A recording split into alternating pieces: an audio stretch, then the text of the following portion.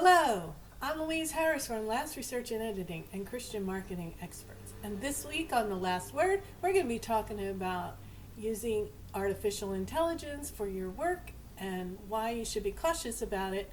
So let's get started. Everyone knows that ChatGPT and other artificial intelligence software programs are the newest rage, and they're saving time, and people are jumping on the bandwagon without actually doing much research on it. So I wanted to put the brakes on it and give you a little bit of caution about using artificial intelligence. So the first caution is a copyright issue. AI right now is not writing original work. It is drawing from what is on the internet and bringing it all together into one piece, and anyone who is using that without editing it or fact checking it is putting themselves in a libelous, in a dangerous situation. They can be sued by big companies. New York Times is one of the ones that is suing business owners for violating copyright. And it hasn't been gone, it's so new, the technology, that it has not gone through the court systems yet. So we don't know what's going to happen. There's also a question of, if an AI generates it, who owns the copyright? Because a computer can't own a copyright.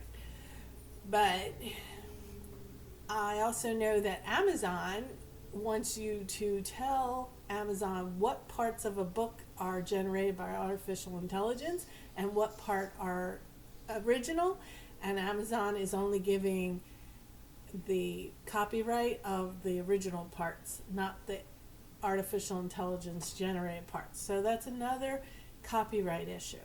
So you should be cautious about that.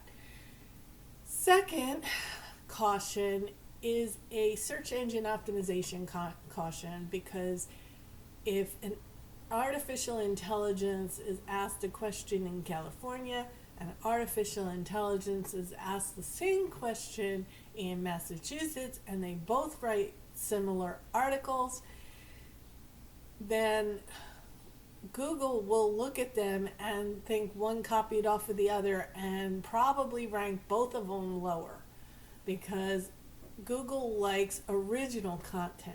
Now, there's ways of getting around that. You can, if you're using information that you gather from someone else's blog, you can rewrite it and get it in a different order, and then you will be able to use it and still consider it original and still help you with your SEO.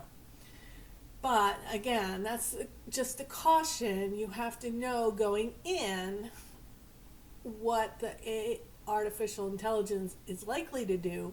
And then again, an editor should look at it, a human should look at it and make sure that it is the way you want it as a business owner. And now the third caution is the sound that comes from an artificial intelligence written article. It sounds very much like a computer wrote it. It sounds stale, it doesn't have any emotion, and there's often awkward sentences.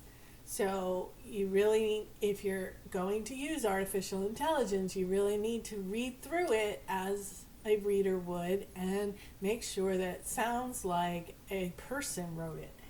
This is also a caution for using artificial intelligence for things like receptionists or your voicemail or chat bots on your website. The computer's going to sound like a computer. It's not going to sound like a human, and people don't like dealing with computers, especially if they're on a website and they're trying to get information. They have a time crunch. They don't want to be trying to explain to the computer what they want. They want to just put in the question and get the answer. And I have had this issue where I put in my question and a computer doesn't understand what I want, and I get very frustrated. And a lot of other business owners get frustrated too. They don't want to deal with computers. They want to deal with business owners, a person. Now, that's not to say you shouldn't use it, because it does save you time and it automates a process that normally would take you all day, or you might not be able to get those phone calls. But when I saw it, and when I saw it demonstrated, I immediately came with, okay, this is not going to be good right away, because the program puts in too many pauses and people don't talk that way. And then the answers, because she's programmed to repeat and to drive the person to the discovery call, then she keeps saying the same thing, and that would frustrate someone going to your website. So it's possible you'll reach people that you haven't reached, but it's also possible that people will get bogged down on this and walk away from whatever you were selling. So that's a caution that you just have to be aware of. You need it to sound like a human, but act like a human, and also not frustrate your customers. And if you can do all that, then it does save you time, and it is a good thing to use. Finally, as writers, because of the copyright issue and because of the human element that you want to put in everything you do, as a writer, you should use artificial intelligence to generate ideas for you, to generate ways of marketing yourself. You should generate maybe an outline, but don't use it for the whole thing. Write it, have it generate what it needs to generate, and then you take that and run with it. And it will be faster for you, but it'll also save you legal issues, and it'll save you trying to fix it to make it sound normal and not awkward or computer-like.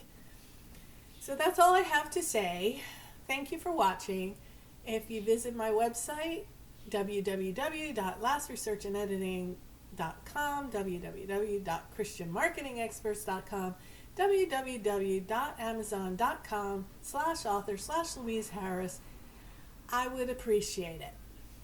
I also appreciate if you subscribe to my channel, because it does help with the YouTube brand awareness and the YouTube generation rankings. And if you're watching this and have not subscribed, please do. If you're watching this and have subscribed, I appreciate that you have taken the time to subscribe. And I hope that some of the things that I say are helpful.